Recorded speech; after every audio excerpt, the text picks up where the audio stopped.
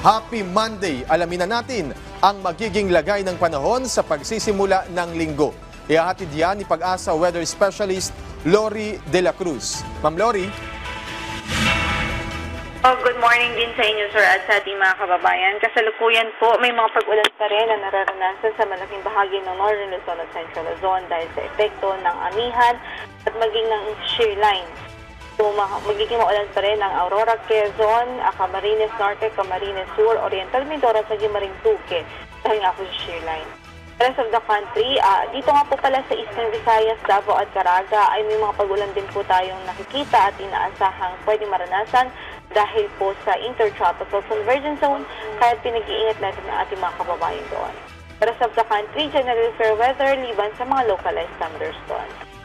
Datas mula sa Pag-asa, ito po si Lori De La Cruz. Maraming salamat, Lori De La Cruz ng Pag-asa.